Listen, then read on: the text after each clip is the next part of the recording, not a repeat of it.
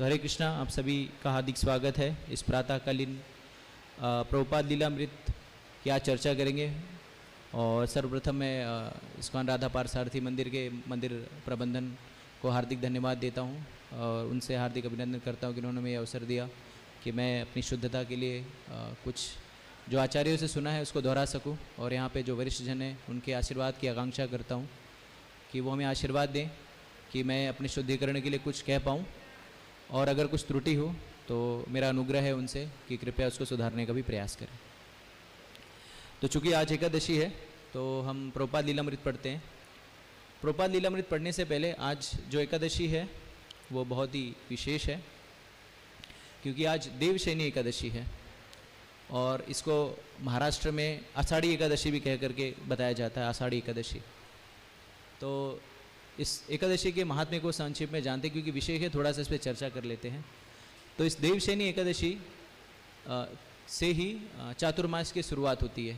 तो भगवान जो है 4 महीने शयन को जाते हैं और देव उठनी एकादशी के दिन उठते हैं। तो ये 4 महीना जो है उसमें जो सनातन वैदिक धर्म का पालन करते हैं वो कोई धार्मिक कार्य नहीं करते, कोई अनुष्ठान विवाह इत्यादि जितनी भी लगन वगैरह है सब चातुर्मास के बाद ही होती है। तो इस देवशयनी एकादशी के विषय में इसके महात्म्य का वर्णन ब्रह्म वैवर्त पुराण में आता है, जहाँ पर परम पुरुषोत्तम भगवान श्री कृष्ण और युधिष्ठिर के मध्य में संवाद हो रहा है। और महाराज युधिष्ठिर जो हैं वो परम पुरुषोत्तम भगवान श्री कृष्ण से इस एकादशी के महात्म्य के बारे में पूछते हैं। जैसा कि अगर हम वैदिक वांग में देखें, शास्त्र देखें, तो ये सारे शास्त्र जो हैं वो सिर्फ प्रश्न और उत्तर ही है। और अगर हम अपने जीवनचर्या को भी देखें तो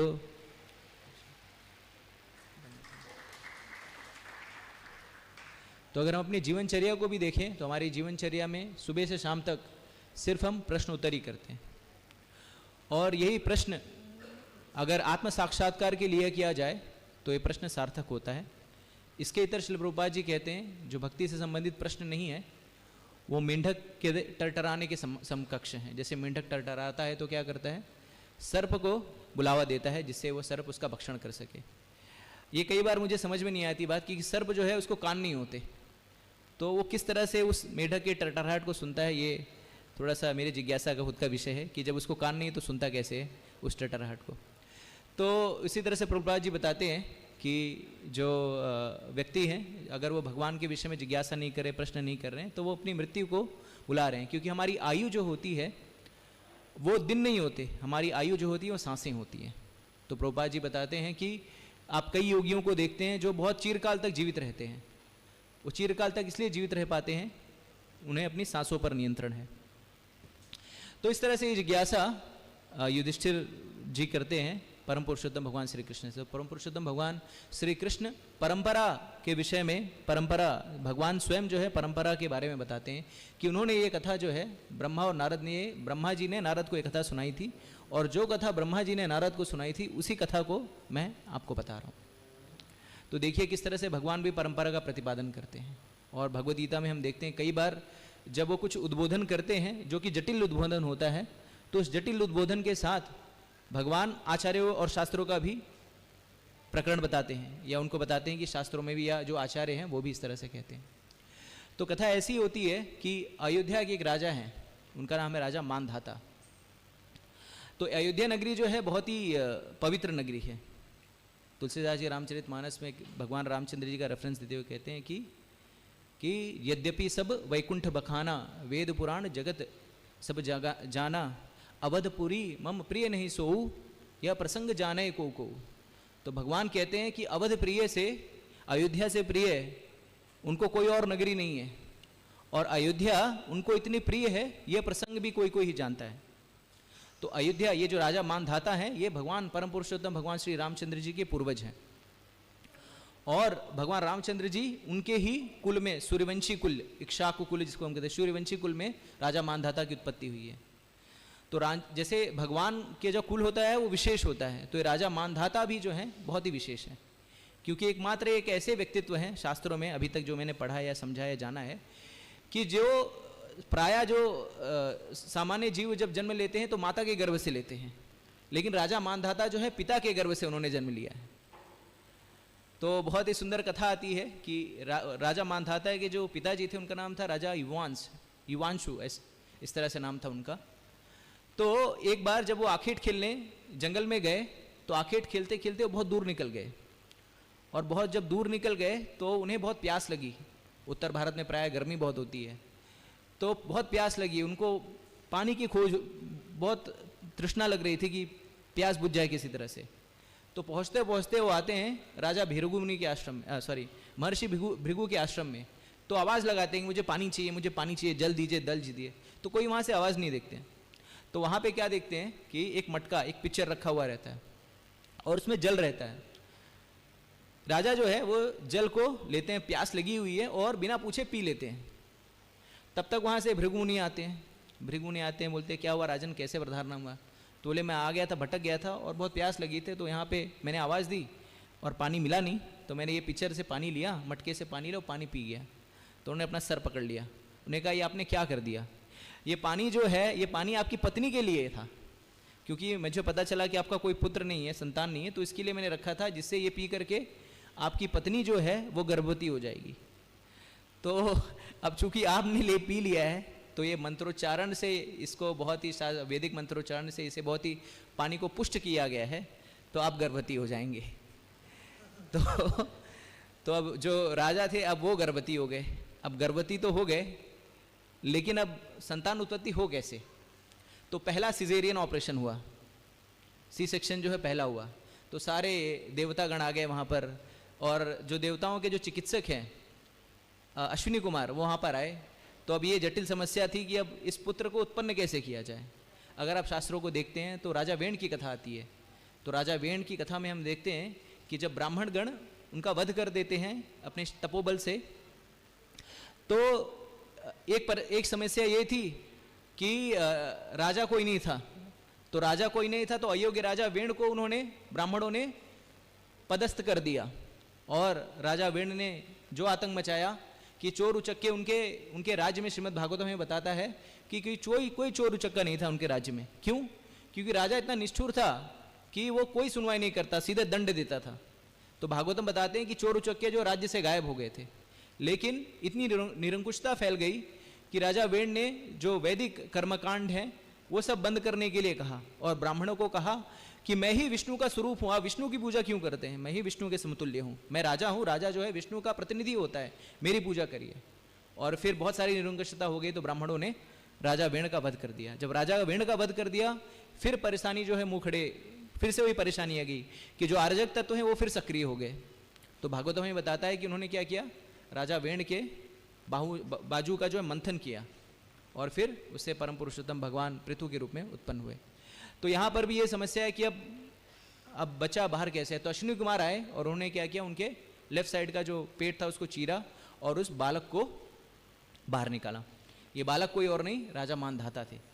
तो अब जैसे स्त्रियां, जैसे विधि का विधान इस तरह से है कि जब तक स्त्रियां संतान उत्पत्ति नहीं करती तब तक उनके स्तन में दूध नहीं आता। एक बार संतान उत्पन्न होता है तो प्रकृति जो है उन्हें दूध मुहैया कराती, जिससे बालक का भरण पोषण हो। लेकिन यहाँ पे चूंकि बालक जो है वो पुरुष के गर्भ से उत्पन्न हुआ है, तो उसका भरण पोषण कैसे हो? तो जिस तरह से जब प्रचेताओं का विवाह जिस कन्या से होता है, वो कन्या को चंद्रदेव ने, अप्सरा ऋषि का नाम मुझे याद नहीं रहा है, ऋषि और एक अप्सरा का संसर्ग होता है और उससे एक कन्या उत्पन्न होती है। और कन्या को वो ऋषि क्या करते हैं, पेड़ों को दे करके चले जाते हैं। और प्रचेतागण जब आते हैं तो पेड़ों को जब दे करके चले जाते हैं तो कन्या बहुत रो रही होती है। तो चंद्रदेव आते हैं, अपना अंगूठा उसके मुंह में डालते हैं और फिर उसकी भूख प्यास तृष्णा सब समाप्त हो जाती है। तो इसी तरह से यहाँ पर भी अब ये बालक क्रंदन कर रहा है और देवता सब हैं, दूध की व्यवस्था कहाँ से हो? तो इंद्रदेव अपना अंगूठा जो है उसके मुंह में डालते हैं और फिर इस तरह से राजा मानधाता जो है आगे चल करके राज्य प्राप्त करते हैं। तो ये जो इक्ष्वाकु वंश है, ये मानधाता, राजा मानधाता का जो क्षत्रिय वंश है, भगवान राम का कुल है, ये बहुत ही हम कह सकते हैं ना, बहुत ही महान कुल है। जैसे सामान्य राजा क्या करते हैं, सामान्य राजा जो है बावड़ी खुदवाते हैं, सामान्य राजा तालाब खुदवाते हैं, लेकिन इक्ष्वाकु कुल के राजा सगर, उन्हें सागर बना दिया। सागर जो है सगर से उत्पन्न हुआ है। ये जो जिस पतित पावनी जो गंगा है उसका उत्पत्ति कहाँ से हुई है? उसकी उत्पत्ति के मूलभूत कारण राजा भगीरथी है, वो भी इक्ष्वाकु वंश से हैं। और ये राजा मानधाता, इनके जो पुत्र हैं वो भी बहुत ही महान हैं। इनके पुत्र कौन है? राजा अम्बरीश, राजा मुचकुंद, ये सब राजा मानधाता के पुत्र हैं। तो ऐसे राजा मानधाता जो थे बहुत भक्ति से परिपूर्ण थे, राज ऋषि थे, और राज्य में सभी चीज़ें जो सुचारू रूप से चल रही थी। एक बार क्या हुआ कि 3 साल से वर्षा नहीं हुई, 3 वर्षों से वर्षा नहीं हुई, और चूंकि राजा के पास प्रचुर मात्रा में धन धान्य था तो प्रजा को पता भी नहीं चला कि अकाल आ गया है। लेकिन जब स्त्री विकराल हो गई तो सभी प्रजा जो है वो राजा के पास गए और उनसे गुहार करने लगे कि इस विकट परिस्थिति से हमें बाहर निकालिए। राजा का दायित्व होता है कि वो प्रजा की, तो प्रजा पालक का अर्थ यही होता है कि राजा का दायित्व यह है कि राजा लोगों से कर ले और उस कर के बदले में लोगों को मूलभूत सुविधाएं जो है मुहैया कराए, शिक्षा की सुविधाएं, स्वास्थ्य की सुविधाएं, ये सारी चीज़ें। राजा का दायित्व ये नहीं होता कि वो कर से अय्याशियां करे, कर से आनंद का भोग करे, विषय वृत्ति में लगे। श्रीमद् भागवतम के 5वें स्कंद के आखिर में ऐसे जो राजनेता हैं, तथाकथित राजनेता और राजा जो इस तरह से कर का दुरुपयोग करते हैं, उनके लिए एक विशेष नरक का प्रावधान किया गया है। तो कैसा, कौन सा नरक है उनके लिए? उस नरक में जैसे जो गन्ना पीसने वाली मशीन होती है, गन्ना जो पेरती है, ऐसे लोगों को नरक में, ऐसे राजाओं को या राजनेताओं को जो चारा खा लेते हैं, जो कुछ कुछ खा लेते हैं जनता के पैसे को, तो उसको उस गन्ना पेरने वाली मशीन में डाल देते हैं और उनका चूरमा बना देते हैं, लेकिन प्राण नहीं निकलता। तो ये जो राजा मानधाता ने जब प्रजा के दुख को देखा तो उन्होंने सोचा कि अब इसका निराकरण कैसे हो। तो उसके निराकरण करने के लिए वो वन में गए अंगिरा मुनि से मिलने। अंगिरा मुनि चूंकि उनके राज्य में ही थे तो उन्होंने पूछा कि राजन आपके आने का उद्देश्य क्या हुआ? तो उन्होंने कहा कि हे मुनिवर, मैं यहाँ पे आया हूँ, मेरी एक व्यथा है। ये व्यथा ये है कि पिछले 3 वर्षों से हमारे राज्य में कोई वर्षा नहीं हुई। सब कुछ सुचारू रूप से किया जा रहा है लेकिन फिर भी वर्षा नहीं हो रही है। बहुत ही दुख का विषय है, प्रजा जो बहुत ही चिंतित है, आप इस दुख का निराकरण करिए। तो राजा अंगिरा मुनि ने कहा कि हे राजन, उन्होंने ध्यान किया, उन्होंने कहा कि हे राजन, आपके राज्य में कोई एक शूद्र है जो तपस्या कर रहा है। ये सतयुग का दौर है और धर्म के चारों पहिए जो हैं वो सुचारू रूप से कार्य कर रहे हैं, लेकिन शूद्रों को तपस्या करने की अनुमति नहीं है और फिर भी ये तपस्या कर रहा है। इस कारण से ये जो सूखा है आपके राज्य में आया है। इसका एक ही निराकरण है। क्या निराकरण है इसका? आप जो है उस शूद्र का वध कर दीजिए। तो यहाँ पर जो है कई बार ये जो शूद्र शब्द है इसका बहुत ही गलत तरीके से बहुत सारे लोग जो है गलत तरीके से इसको प्रदर्शित करने का प्रयास करते हैं।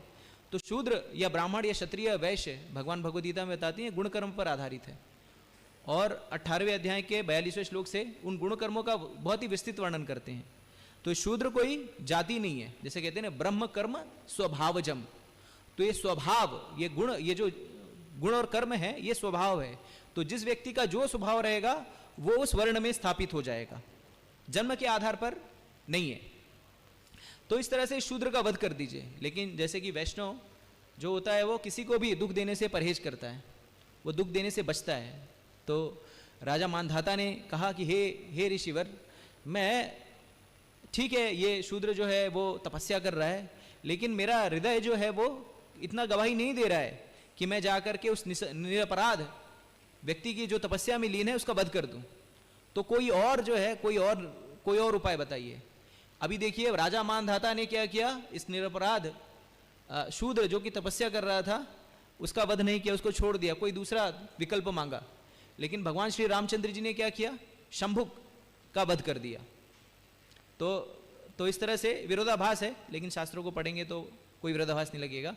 तो क्योंकि आज वो टॉपिक नहीं है तो इस पर हम चर्चा नहीं करेंगे क्या हुआ क्या नहीं।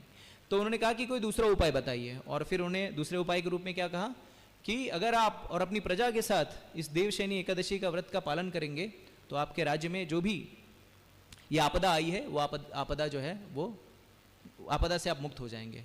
और फिर जब ये एकादशी आती है तो राजा मानधाता और उनकी प्रजा इस एकादशी के व्रत का सुंदर तरीके से पालन करते हैं और फिर अत्यधिक वर्षा होती है, धन धान्य से पूर्ण हो जाता है राज्य और सुखमय हो जाता है। तो इस एकादशी व्रत के महात्म्य में ब्रह्मवैवर्त पुराण में लिखा है कि इस एकादशी को करने से सारी मनोकामनाएं पूर्ण हो जाती है। तो जो भी इस एकादशी को करता है तो ये, लेकिन हम भक्त जो हैं कोई भौतिक मनोकामनाएं नहीं मांगते, हम तो भगवान और भक्तों की सेवा और उनका संग मांगते हैं। तो हमें कोई भौतिक आकांक्षा नहीं रखनी चाहिए। जय श्री श्री राधा पारसारथी भगवान की जय, सीताराम लक्ष्मण हनुमान की जय, गौर निताय भगवान की जय। और चूंकि आज आषाढ़ी एकादशी है तो थोड़ा सा इसके विषय में भी चर्चा कर लेंगे, क्योंकि ये आषाढ़ी एकादशी जो महाराष्ट्र में आज के दिन लाखों की संख्या में लोग जो है वो भगवान जो कृष्ण हैं विट्ठल के रूप में विराजमान है वहाँ पर दर्शन करने के लिए जाते हैं। तो महाराष्ट्र में 21 दिन पहले, ये एकादशी आने के 21 दिन पहले से लोग जो हैं वो पैदल चल करके, चाहे बूढ़े हों बच्चे हों कोई भी, वो पैदल चल करके पंढरीनाथ विट्ठलनाथ के द्वार पे जाते हैं और पैदल ही जाते हैं। कोई गाड़ी घोड़ा कुछ नहीं, पैदल ही, चाहे महाराष्ट्र के किसी भी कोने में हो। और आज के दिन चंद्रभागा नदी के तट पर, हमारा इस्कॉन का एक केंद्र भी है चंद्रभागा नदी के तट पर पंढरपुर में, तो पता नहीं आप में से कितने लोग पंढरपुर गए हैं। तो वहाँ पर आज के दिन कम से कम 20 लाख लोग जो हैं विट्ठलनाथ का दर्शन करने के लिए आते हैं। तो इस परंपरा में क्या होता है, ये जो भक्तगण जो जाते हैं आषाढ़ी एकादशी के दिन दर्शन करने के लिए, तो वो 21वें, आज पीछे अगर पीछे 21वें दिन चले जाएं, आज के 21वें दिन पीछे, तो उस दिन वो पालकी में, वहाँ पर महाराष्ट्र में 2 बहुत प्रमुख संत हैं, संत तुकाराम और संत ज्ञानेश्वर। तो उनकी पालकी में उनके चरण की पादुका, ज्ञानेश्वर और तुकाराम के चरण की पादुका को लेकर के वो निकलते हैं संकीर्तन करते हुए। और वो क्या संकीर्तन करते हैं आप दोहरा सकते हैं, जय जय विठ्ठल विठ्ठल विठ्ठला, जय विठ्ठल विठ्ठल विठ्ठला, जय विठ्ठल पांडुरंगा। तो विठ्ठल जो है ये भगवान कृष्ण स्वयं है। तो ये इस तरह से वो पूरा रास्ता भर, वर्षा हो कुछ भी हो, वो चलते रहते हैं।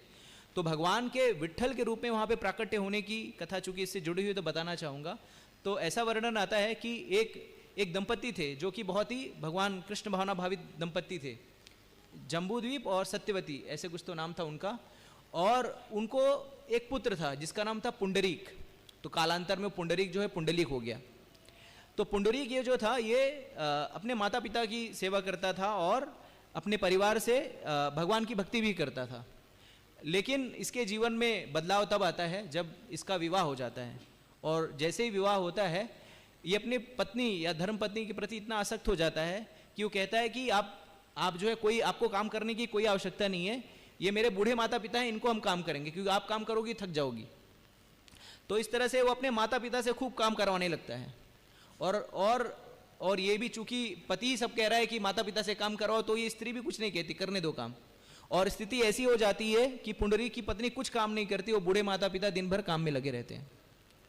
कालांतर में ये बूढ़े माता पिता एकदम दुखी हो जाते हैं और कहते हैं कि इससे अच्छा हम लोग क्या करते, काशी चले जाते हैं। और फिर वो लोग काशी जाने की तैयारी करते हैं कि हम लोग काशी जाएंगे, और अपने बच्चों को बताते हैं पुंडरीक को कि काशी जाने का हमारी इच्छा है, हम लोग काशी जाएंगे।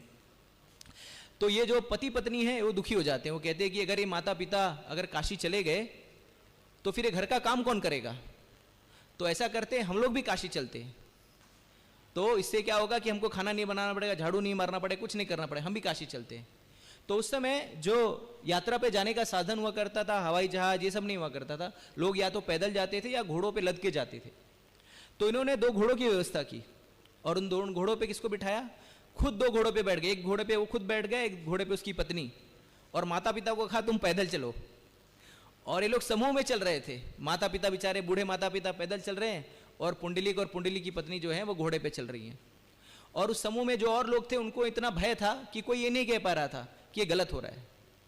तो आज के ज़माने में गलत को गलत कहने वाला कोई नहीं है, तो गलत क्या हो रहा है ये कोई कह नहीं रहा है। फिर 2 प्रकार के 2 भेद हैं, आगे की कथा में 2 भेद हैं। कुछ कहते हैं कि ये लोग काशी पहुंच गए थे, या कुछ कहते हैं कि ये काशी से वापस आ गए थे। जो भी हो, हम दूसरी वाली कथा लेते हैं कि ये लोग आते हैं, चलते जाते हैं, तो मार्ग में एक पड़ाव आता है काकुट मुनि का आश्रम।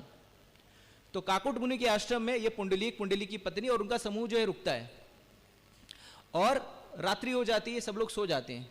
तो रात्रि में एकाएक पुंडलिक की जो आंखें खुलती हैं और वो क्या देखता है कि 3 सुंदर स्त्रियां, लेकिन उनके जो कपड़े हैं बहुत ही मैले कुचले, बहुत ही गंदे तरीके से वस्त्र पहन रखा है।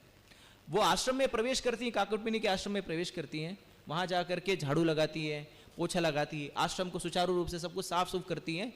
और जैसे साफ सूफ करके वो बाहर निकलती हैं, उनका वस्त्र जो है धवल हो जाता है, श्वेत हो जाता है, पूरी तरह से श्वेत हो जाता है। और ये पुंडलिक देख रहे होते हैं, अरे क्या चल रहा है ये, और फिर वो जाते हैं और उनको रोकते हैं, रुकिए रुकिए रुकिए, आप लोग कौन है, यहाँ पे झाड़ू पोछा क्यों कर रहे हैं, और अभी तो आए थे आप मैले कुचले वस्त्र पहन करके, ये ऐसा क्या हो गया कि आपका वस्त्र जो है श्वेत हो गया। तो कहती हैं कि हम जो हैं, हम 3 नदियां हैं, गंगा, यमुना और सरस्वती। तो होता ये है कि जो सारे पापी लोग हैं वो आते हैं, हमें स्नान करते हैं और पाप मुक्त तो हो जाते हैं वो, लेकिन हमारे ऊपर सारा जो मल छोड़ करके चले जाते हैं। लेकिन अब हमारा शुद्धिकरण कैसे हो? तो हम आते हैं, वैष्णव महत सेवा करने आते हैं, क्योंकि वैष्णव की भक्तों की सेवा करने से सारे कलमश दूर हो जाते हैं। तो फिर हम यहाँ पे आके महत सेवा करते हैं और हमारा जो पाप है वो यहाँ से साफ हो जाता है। लेकिन हमें पता है पुंडलीक तुम बहुत दुष्ट प्रवृत्ति के हो, तुमने इतने इतने गर्हित पाप किए हैं कि तुम्हारा कोई उद्धार नहीं है, तुम्हारा कोई उद्धार नहीं कर सकता।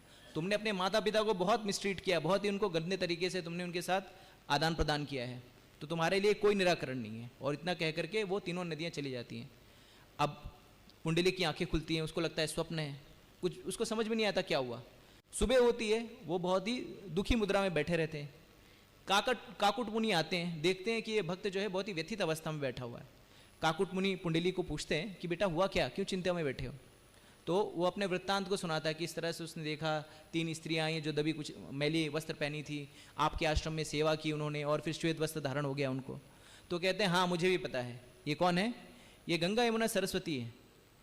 तो कहते हैं ठीक है, लेकिन मेरा दुख इस बात के लिए है, इस विषय के लिए मुझे खेद हो रहा है कि उन्होंने ये भी कहा है कि चूंकि मैं अपने माता पिता की ठीक से सेवा नहीं करता, उनको मैं प्रताड़ित करता हूँ, मेरा कोई उद्धार नहीं है।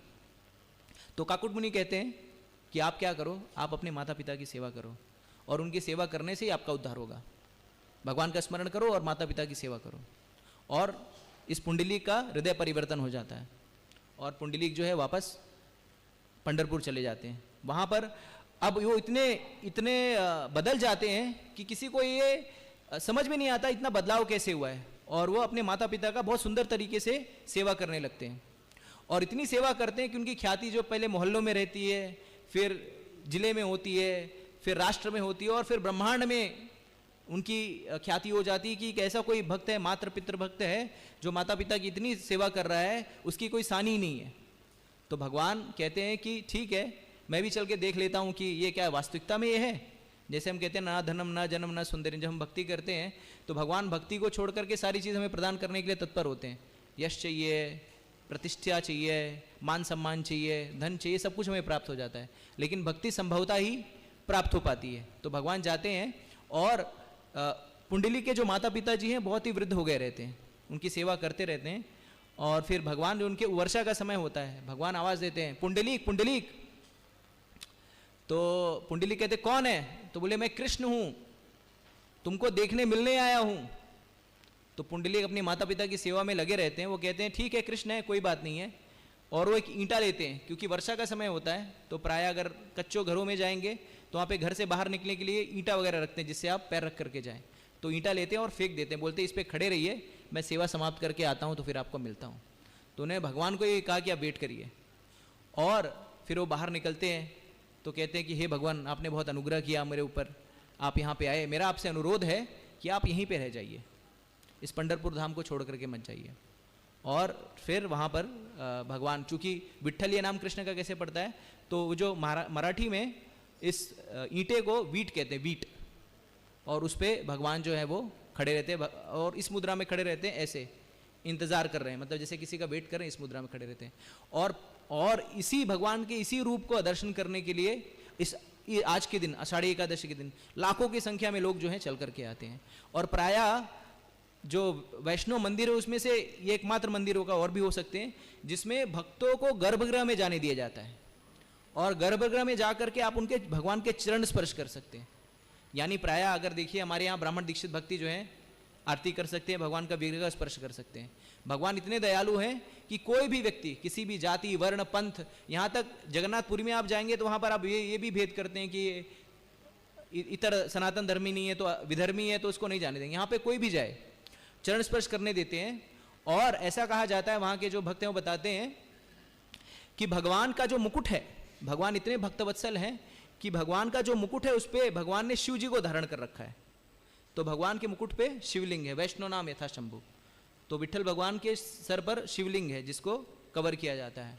और जब रात्रि में जब शयन होता है तो भगवान के प्रांगण में चूंकि भक्त आते हैं, वैष्णव आते हैं, तो उस धूली को इकट्ठा करके भगवान को दर्शन कराया जाता है।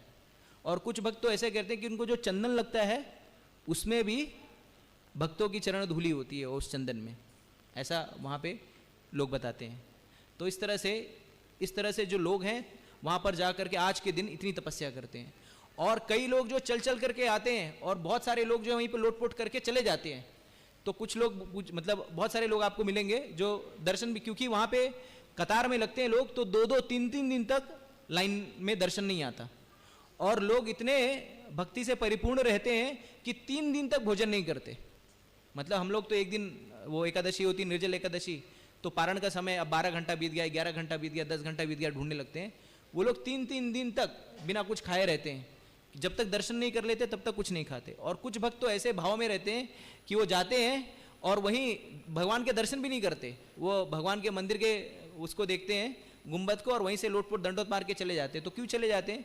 तो कहते हैं हमें भगवान को देखने की जरूरत नहीं है, भगवान ने हमें देख लिया, हमें पता है, अब यहाँ से जा रहे हैं। तो इस तरह से जो है आज आषाढ़ी एकादशी के दिन जो है इतना जो है इसका महात्म्य है। तो बहुत ही सुंदर है। आप सभी को अवसर मिले तो आप पंढरपुर जाइए दर्शन करने के लिए, ठीक है। तो थोड़ा सा समय ज़्यादा ले लिया मैंने, लेकिन अब हम आते हैं ये प्रभुपाद लीलामृत पर। जगत गुरु श्रील प्रभुपाद जी की जय। तो इसकी पार्श्वभूमि समझ लेते हैं कि हम जो जिस विषय की चर्चा कर रहे हैं, जो दैनिक रूप से नहीं आते उनके लिए इसकी पार्श्वभूमि बता देते हैं कि चल क्या रहा है यहाँ पर। तो कथा ये प्रसंग ऐसा है कि श्रील प्रभुपाद जी जो हैं बॉस्टन पहुँच चुके हैं। और अब हम जिस प्रसंग में, जिस खंड में हैं, वहाँ पर प्रभुपाद ने अभी एक चर्च में कुछ योग के छात्रों के साथ उनको भक्ति का ज्ञान दिया। उसके बाद उन्होंने कुछ भक्तों को जो है ब्राह्मण दीक्षा दी। और अब परिस्थिति ऐसी बनी कि एक शो है, एक रेडियो पे एक शो आता है जिसका नाम है अंकल जे शो। अंकल जे के शो में, जो कि रात्रि में, इसका प्रसारण रात्रि में होता है, रात्रि के 11 बजे से लेकर के सुबह तक। तो इसमें भक्तों को जाने का अवसर मिला है। और प्रभुपाद के जो वरिष्ठ शिष्य सतस्वरूप महाराज और प्रद्युम्न प्रभु, ये दोनों वहाँ पर इस शो में हैं, और साथ ही साथ जदुरानी माता जी। तो इसके पहले हमने पढ़ा कि वो लोग जो हैं वो पैंट शर्ट और टाई में हैं, जो पुरुष भक्त हैं, और माताएं जो है, माता जदुरानी माता जी साड़ी में हैं। और अब जो है ये अंकल जे जो हैं वो क्या कर रहे हैं, इस शो में तरह तरह के नाना प्रकार के कृष्ण भावना भावित प्रश्न, ये जनरल प्रश्न जो है ये इन भक्तों से पूछ रहे हैं। और फोन कॉल भी ले रहे हैं, फोन कॉल से भी जो है प्रश्न आ रहे हैं। श्रील प्रभुपाद जी इस शो में जुड़ते हैं 3 बजे सुबह। प्रभुपाद जी उठते हैं और उसके बाद वो सीधा उस शो में चले जाते हैं। अब प्रभुपाद जी से कई सारे प्रश्न पूछे जा चुके हैं। अब ये जो प्रसंग, जिस प्रश्न पर हम पहुंचे हैं, वहां पर प्रभुपाद जी से महर्षि महेश योगी के विषय में प्रश्न पूछा जाएगा। तो हम यहां से आगे पढ़ने का प्रयास करेंगे। अंकल जय, अतः महर्षि के भावातीत ध्यान में कुछ भी नयापन नहीं है। प्रभुपाद, नहीं, वह तो केवल यही कहते हैं कि खूब आनंद करो और उन्हें $35 दे दो, किंतु आपको अपनी इंद्रियों को नियंत्रित करना होगा, अन्यथा आप किस तरह ध्यान कर सकते हैं? चूंकि आप अभ्यास नहीं करना चाहते, इसलिए आप पालन करना नहीं चाहते। मुझे आश्चर्य होता है कि अमेरिका तथा पाश्चात्य यूरोप के लोगों ने इन सस्ती चीज़ों को कैसे ग्रहण किया। आप असली चीज़ नहीं जानना चाहते हैं। ये योगी कभी भी अपने छात्रों को रोकते नहीं। यदि वे अपने छात्रों को रोकें तो छात्र आएंगे ही नहीं और ना ही धन देंगे। तो ये प्रश्न जो है अंकल जय पूछ रहे हैं, क्योंकि उस प्रभुपाद के समानांतर जो है भारत के बहुत योगी जन, महर्षि जन, पाश्चात्य जगत में उन्होंने योग को लेकर के बहुत प्रचार किया था। और उसी में से महर्षि महेश योगी हैं। महर्षि महेश योगी जो ट्रांसेंडेंटल मेडिटेशन इनकी एक संस्था है, और उसके द्वारा योग का प्रचार प्रसार उन्हें बहुत सारा। तो यहाँ पर वो जो अंकल जय हैं वो पूछ रहे हैं कि किस तरह से आपका योग और उनके योग में भेद है। तो प्रभुपाद बता रहे हैं कि जो अष्टांग योग की विधि है, जैसे भगवद गीता में हम देखते हैं, तो उसमें एक 8 जो तत्व हैं, उसमें एक तत्व होता है प्रत्याहार। तो प्रत्याहार, ये जो स्तर है, इस स्तर में हमें इंद्रिय का निग्रह करना होता है। लेकिन ये जो सस्ता योग जो बेचते हैं वो लोग इस प्रत्याहार के विषय में नहीं बताते। प्राय आजकल जो हम वो देख रहे हैं, ये योग का बहुत ही विभत्स स्वरूप है। ये योग जो होता है वो सिर्फ आत्मा को परमात्मा से जुड़ने की विधि है, लेकिन आजकल योग जो है वो उसे हमने व्यायाम के रूप में ले लिया है। आप कुछ भी चर्बी कम करने की व्यवस्था, लीवर को ठीक करने की व्यवस्था, पेट को ठीक करने की व्यवस्था, इस तरह से लिया जाता है। तो योग का सबसे विभत्स रूप है ये जो हम आजकल जो योग जिसके नाम पे करते हैं। वही प्रभुपाद जी यहाँ पे कह रहे हैं कि कोई भी योग साधना, योग विधि हो, अगर उसमें इंद्रिय तर्पण है, इंद्रिय भोग है, तो योग से उस योग से सिद्धि कभी नहीं प्राप्त हो सकती। जैसे हम श्रीमद् भागवतम के 5वें स्कंद के 5वें अध्याय के पहले श्लोक में भगवान ऋषभदेव कहते हैं ना अपने 100 पुत्रों को, नायम देह देह भाजम निलोके कष्टम कामन अरहति विड़भुजम ये तपो दिव्यम पुत्रका ये न सत्वम यस्मात् सुदेद ब्रह्म सौखम तो अनंतम। तो योग साधना कहते हैं कि मनुष्य शरीर जो मिला है वो कुकर शुकर की तरह भोग करने के लिए नहीं मिला है। हे मेरे पुत्रों, ये शरीर मिला है किसके लिए? ये शरीर मिला है तप करने के लिए, और तप का मूलभूत अर्थ ही है इंद्रिय निग्रह। जैसे भगवद गीता के 3रे अध्याय में इंद्रिय निग्रह के जो कई तथाकथित लोग हैं वो इंद्रिय निग्रह का अर्थ क्या समझते हैं? इंद्रियों को रोकना। तो प्रभुपाद कहते हैं कि जो भगवान कहते हैं कि जो बाह्य रूप से इंद्रिय निग्रह तो करते हैं। प्रभुपाद उदाहरण भी देते हैं कि कई लोग सोचते हैं कि बकवास ना करें, इधर उधर की बातें ना करें, तो क्या करते हैं? मौन व्रत धारण कर लेते हैं। लेकिन मौन व्रत जब छूटता है तो उसके बाद वो सारी चीजें वो बोलते हैं जो कल नहीं बोली है। तो ऐसे निग्रह का कोई अर्थ नहीं है। और फिर भगवान कहते हैं कि पाखंडी जो लोग बाह्य रूप से तो दिखाते हैं कि इंद्रिय निग्रह में बहुत बढ़े चढ़े हैं, और फिर आंतरिक रूप से उनके मन में विषयों की जिज्ञासा चल रही है, ऐसे लोग को भगवान पाखंडी कह के संबोधित, मिथ्याचारी का उच्चते, मिथ्याचारी कहते हैं। तो हमें मिथ्याचारी नहीं बनना है, हमें इंद्रिय निग्रह करने की विधि, जैसे कहा प्रभुपाद ने बताया, हमें इंद्रिय निग्रह करने की विधि में इंद्रियों के वेग को रोकना नहीं है। हम कभी भी इंद्रियों को वेग को नहीं रोक सकते। इंद्रियों की आवश्यकताएं सदैव रहेंगी। प्रभुपाद जी कहते हैं कि हमें इस तरह से भक्ति में अग्रसर होना है कि आहार विहार निद्रा ये सारी चीज शून्य हो जाए। लेकिन वो शून्य होने के स्तर पर वो तब आएंगे हम जब पूर्ण रूप से भक्ति से युक्त हो जाएंगे, जब पूर्ण रूप से कृष्ण भावना भावित हो जाएंगे। लेकिन अगर उस स्तर पर नहीं है तो इंद्रियों की आवश्यकताएं होंगी। हमें क्या करना है? हमें इन इंद्रियों को कृष्ण की ओर उन्मुख कर देना है। वो है सबसे सरल इंद्रिय निग्रह। तो राजा अम्बरीश ने अपने चरित्र से बताया कि किस तरह से आंखों से हमें कृष्ण के स्वरूप को देखना है, कानों से कृष्ण के विषय में सुनना है, मुख से कृष्ण का गुणगान करना है। हरे कृष्णा कृष्णा कृष्णा हरे हरे, हरे राम राम राम हरे हरे। कृष्ण का प्रसाद ग्रहण करना है, पैरों से राधा पारसारथी मंदिर में आना है, हाथों से भगवान के भक्तों का सेवा करनी है, भगवान को आरती दिखानी है। तो इस तरह से इंद्रिय निग्रह संभव है। लेकिन अगर कोई ऐसा आपको कहे कि कुछ भी मत करिए, जैसे कई बार ये प्रश्न उठता है कि हम जो इस्कॉन के भक्त हैं इतना हम कठिन परिश्रम करते हैं, उसके बाद किसी लोगों को भक्त बना देते हैं, बाकी जो इतर लोग हैं उनके यहाँ पे सैकड़ों हजारों लाखों की भीड़ रहती है, तो ऐसा क्यों है? तो प्रभुपाद जी ने इसी खंड में जो उत्तर दे दिया कि ऐसे लोग जो हैं कभी भी इंद्रिय निग्रह की बात नहीं करते, कभी भी भगवान की भक्ति के बारे में बात नहीं करते। भागवत सप्ताह हो जाती है लेकिन ये पता नहीं चलता कि भगवान कौन है, करना क्या है। तो लोग जो है भगवान का गुणगान तो करते हैं लेकिन व्यवसायिक तरीके से करते हैं, चरित्र निर्माण या भक्ति में लाने का उद्देश्य होता ही नहीं उनका, और इस कारण से कोई रुकावट भी नहीं है। तो आपका जो मन करे, कई लोग ये बोलते हैं कि हमारे गुरुजी ना, आपके गुरुजी क्या है, आपके गुरुजी तो आप लोग को बोलते हैं ये मत खाइए, ये मत पीजिए, ऐसा मत करिए, वैसा। हमारे गुरुजी कुछ नहीं बोलते, वो बोलते हैं जो मन करे वो करो, खाली जो है दीक्षा ले लो और कुछ पैसे मुझे देते रहो, दान करते रहो। तो इस कारण से देखिए, कोई भी जो महंगी चीज होती है उसके लिए हमें क्या करना पड़ता है, उसके लिए पैसा देना पड़ता है। जैसे उदाहरण भी देते हैं कि टमाटर जब आप खरीदने जाते हैं तो टमाटर किलो के भाव 1-1 कुंटल ले लेते हैं। 1 कुंटल आलू दे दीजिए। जब हमारे यहाँ पे रथ यात्रा थी तो हम लोग ने 1 कुंटल में आलू खरीदी, लेकिन जब हीरा लेने जाते हैं तो ग्राम में, सोना भी ग्राम में ही खरीदते हैं। कोई बिरला ही होगा जो किलो में खरीद सकता है। तो जब आपको कोई चीज उच्चतर स्वाद दिया जाता है तो उसके लिए पैसा देना पड़ता है, धन देना पड़ता है। और कृष्ण प्राप्ति तो जो जीवन का परम लक्ष्य है, कई लोग जो है वो सहज रूप से इसे लेते हैं कि भक्ति बहुत सहज है। भक्ति सहज नहीं है। भक्ति सिद्धांत सरस्वती महाराज ने एक विज्ञापन निकाला था जिसमें कहा था कि हमें ऐसे लड़के चाहिए जो नाम जप करे, सिर्फ नाम जप करे, उनके रहने की, खाने की, सोने की सारी सुविधाएं हम उपलब्ध कराएंगे। कोई एक व्यक्ति नहीं आया, एक आया भी कैसे भी, वो भी 2-3 दिन में भाग गया। तो ये सोचना कि हरे कृष्णा कृष्णा कृष्णा हरे हरे, हरे राम राम राम हरे हरे, ये सरल कार्य है तो सरल कार्य नहीं है।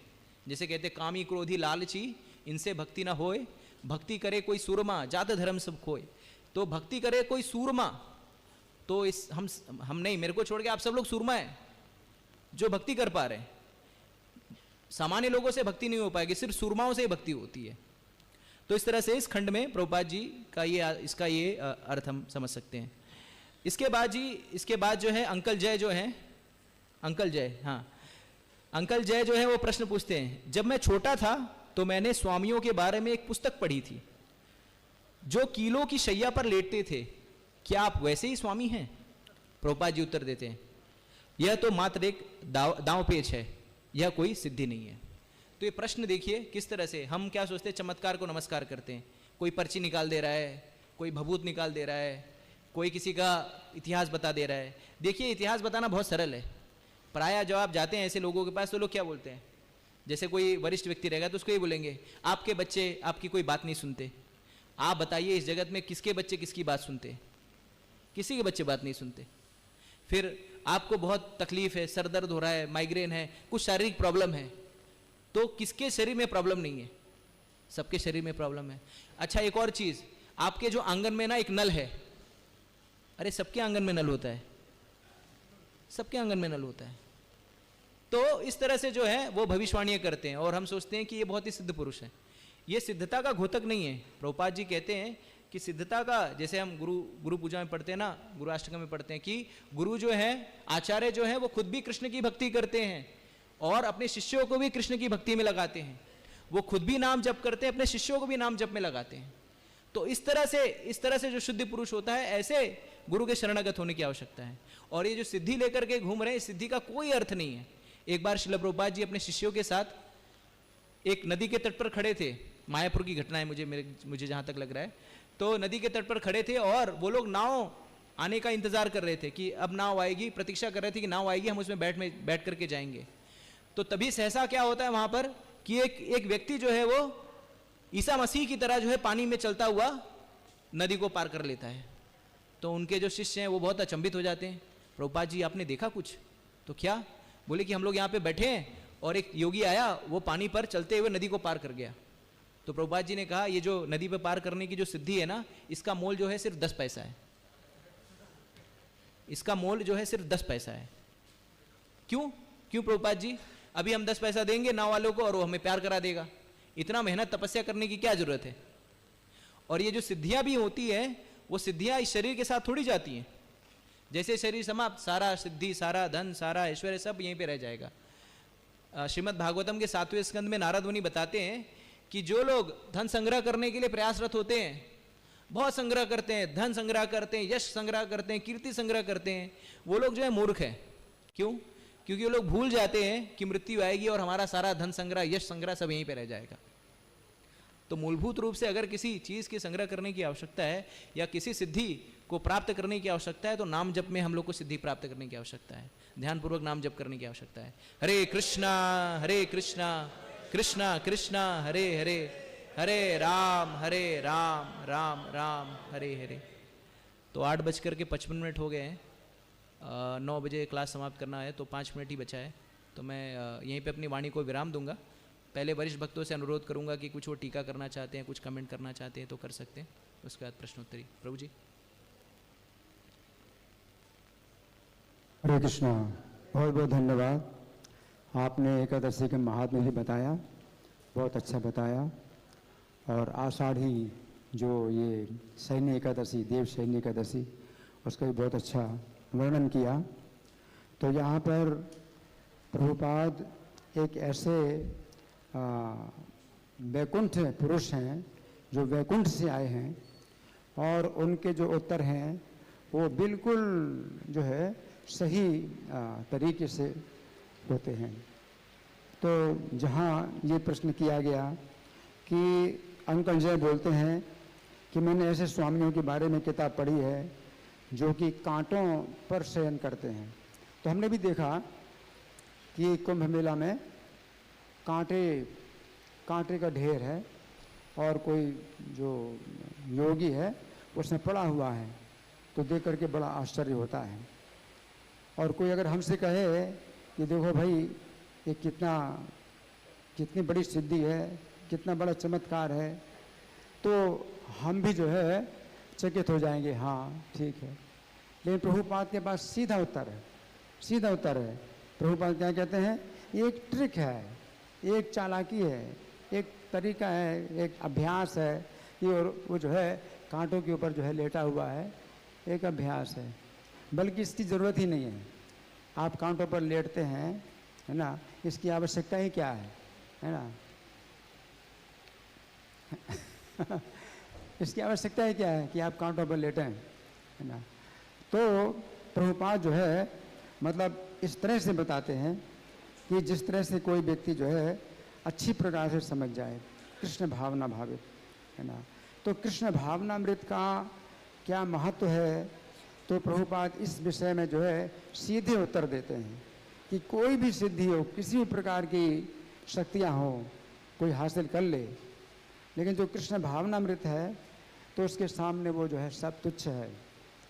तो जो कृष्ण भावनामृत है ये क्या, त्रायते महतो भयात, स्वल्पम अप्यस्य धर्म से त्रायते महतो भयात। इसका थोड़ा सा भी अभ्यास किया जाए तो महान भय से रक्षा हो जाएगी। और महान भय क्या है कि जन्म मरण, इस भौतिक संसार में जन्म मरण है। महान भय क्या है, पशु पक्षी की योनियों में जाएं या नरक में जाएं। तो कोई व्यक्ति थोड़ा सा भी अभ्यास कर ले तो बहुत बड़े भय से रक्षा हो जाएगी। जैसे अजामिल था तो उसने जो है नारायण, अपने पुत्र को नाम नारायण दिया था, तो नारायण उसने अपने पुत्र के लिए पुकारा और उसकी नरक में जाने से रक्षा हो गई। लेकिन ये जो स्वामी जी हैं, ये इतने सिद्ध पुरुष होते हैं, तो ये लोग जो है नरक में जाने से नहीं बच पाते। एक व्यक्ति था जिसके पास कुछ सिद्धियां थी और यमदूत आए उसको लेने के लिए, तो उसने अपनी तरह जो 100 व्यक्ति बना लिए। अब यमदूत जो है सोचते हैं कि भाई असली कौन है, असली व्यक्ति कौन है जिसको कि हम लेके जाएं। तो यमदूतों के पास इतना अकल नहीं है कि वो जो है समझ पाएँ कि भाई असली कौन व्यक्ति है। तो यमराज के पास गए और यमराज से बताया कि उसको तो हम लेने गए, लेकिन उसकी तरह 100 आदमी जो है वहाँ पर पड़े हुए हैं, तो हम तो समझ नहीं पा रहे। तो यमराज आए, यमराज के पास ज़्यादा बुद्धि है, तो उन्होंने कहा कि अरे भाई ये है तो बहुत चालाक, अपनी तरह बिल्कुल 100 व्यक्ति बना लिए इसने, लेकिन एक अंतर हो गया, एक अंतर तो है, एक अंतर तो है। तो जैसे यमराज ने कहा एक अंतर तो है, तो वो बोल पड़ा क्या अंतर है। तो यमराज ने कहा यही अंतर है कि तुम बोले। इस प्रकार से ले गए। तो कहने का मतलब यह है कि कोई व्यक्ति जो है बहुत सी सिद्धियां प्राप्त कर ले और जो है शक्तियां प्राप्त कर ले, लेकिन नरक में जाने से नहीं बच सकता। लेकिन भगवान कहते हैं अहम तो सर्व पापेभ्यो मोक्षयिष्यामि मा शुचः, मैं तुम्हें सब पापों से मुक्त कर दूंगा, तुम शोक मत करो। तो इस तरह से जो है प्रभुपाद जब उत्तर देते हैं तो सीधे उत्तर देते हैं, जिससे कोई व्यक्ति समझे कि असली जो रक्षा है वो किस प्रकार की होती है। धन्यवाद। हरे कृष्णा। बहुत बहुत धन्यवाद प्रभु जी। और कोई भक्त कुछ टीका करना चाहते हैं? प्रश्न, टीका?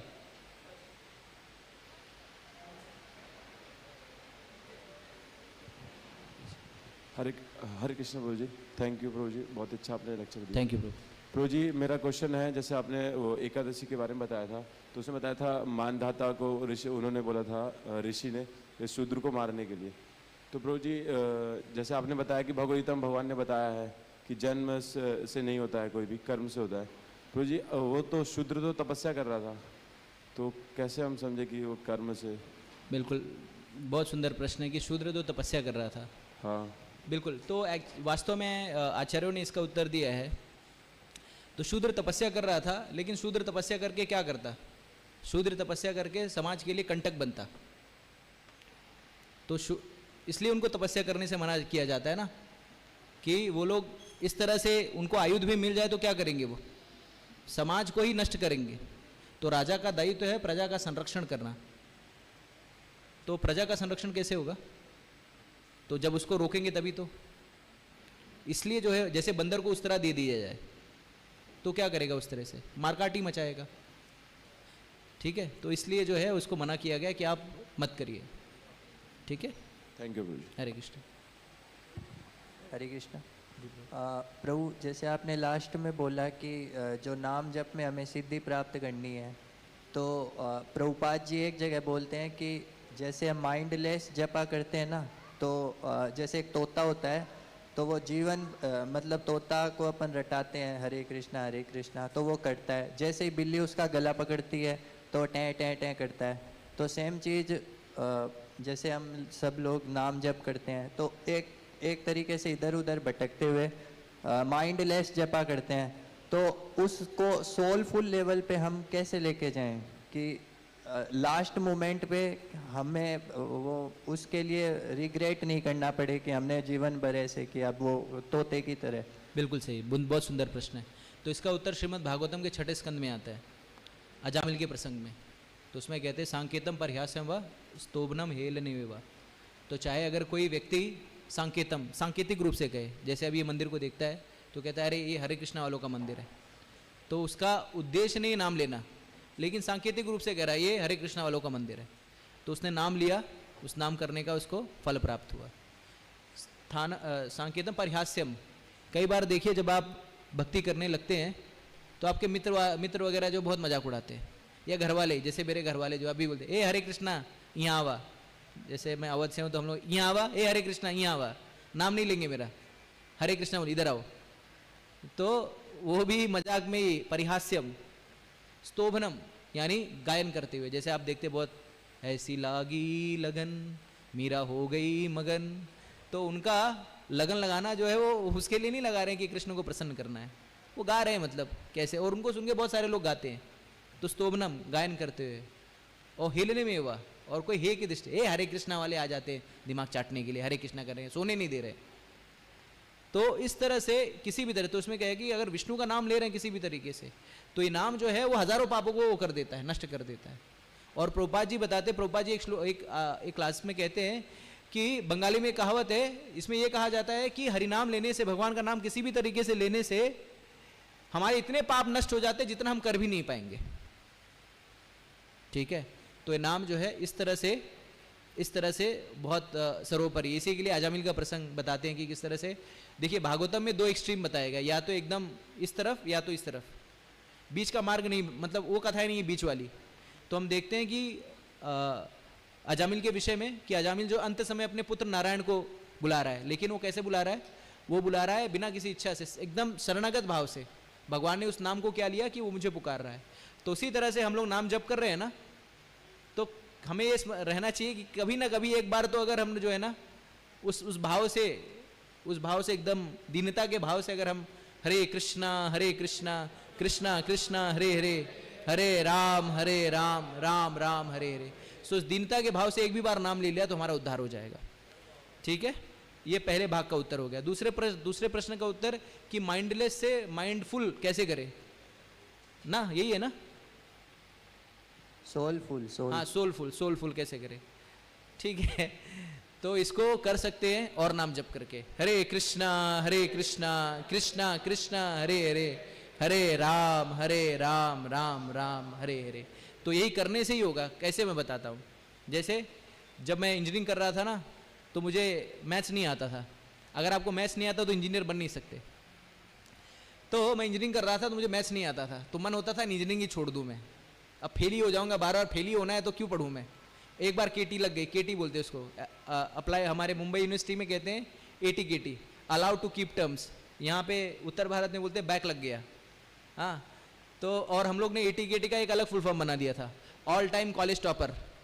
तो उसमें लगे, तो मन करता था यार छोड़ देता हूँ, लेकिन एक फ्रेंड ने मेरे को बताया यार देख, छोड़ने से तो कुछ नहीं होगा, पढ़ना तो पड़ेगा ही, तो अगर पढ़ेगा नहीं तो मन कैसे लगेगा। अब जैसे कई बार हम लोग बोलते हैं ना जब करने में मन नहीं लग रहा है, तो क्या हम लोग बोलते हैं जब रख दे यार, जा अपना जो काम करना कर। हम लोग बोलते हैं ना जब नहीं मन नहीं लग रहा है फिर भी जब कर, क्योंकि नहीं करने से ही मन लगेगा। तो उसी तरह से अभी हम लोग माइंडलेस जपा कर रहे हैं ना, माइंडलेस, तो सोलफुल माइंडफुल नहीं कर रहे। क्या अभी हम माइंडलेस कर रहे हैं, माइंडलेस से माइंडफुल से सोलफुल पे आएगा। कैसे होगा वो, इससे ही होगा, हरे कृष्णा कृष्णा कृष्णा हरे हरे, हरे राम राम राम। ठीक है, स्पष्ट है। और किसी का कोई प्रश्न था यहाँ पे?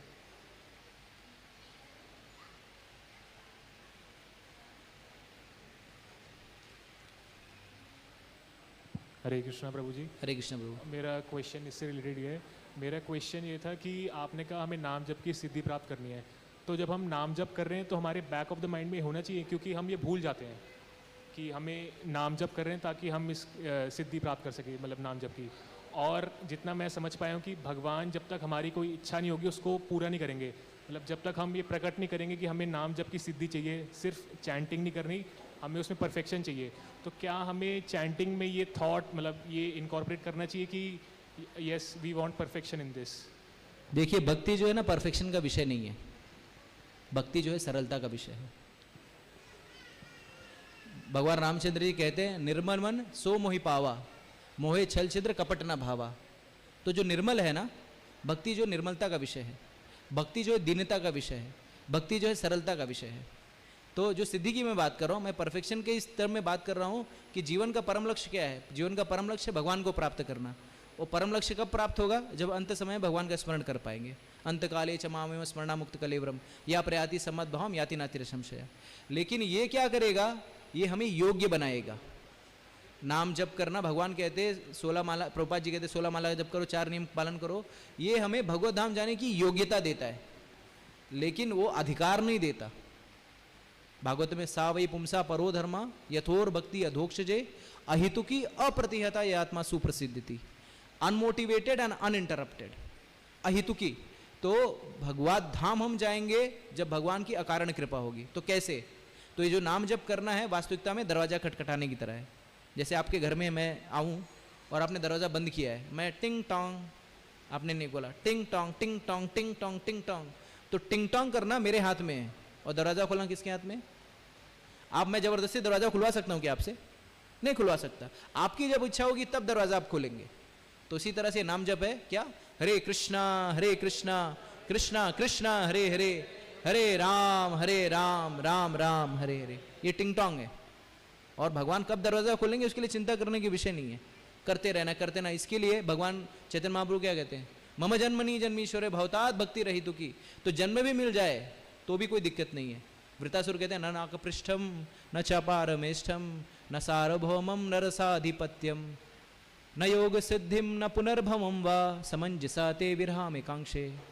तो अगर विरह ही हो रहा है समंजस से, कृष्ण आपसे विरह ही है, तो मुझे वैकुंठ भी नहीं जाना है, मुझे राज्य भी नहीं प्राप्त करना, निष्कंटक राज्य भी नहीं प्राप्त करना। अगर आपसे विरह हो जाए तो भगवान के भक्त जो है वैकुंठ में भी नहीं जाना चाहते अगर वहाँ पे सेवा नहीं है, गोलोक भी नहीं जाना चाहेंगे वहाँ पे सेवा नहीं है। तो जहाँ पे सेवा चाहे, यहाँ धरती पे भी सेवा है, तो भगवान के भक्त यहाँ रहेंगे। हरे कृष्णा कृष्णा कृष्णा हरे हरे, हरे राम राम राम हरे। ठीक है, स्पष्ट है? और किसी को कोई प्रश्न है माता जी लोग में से या प्रभु जी में? ठीक है। प्रभुपाद लीलामृत की जय, जगत गुरु श्रील प्रभुपाद की जय। हरे कृष्णा कृष्णा कृष्णा हरे हरे, हरे राम राम राम हरे हरे।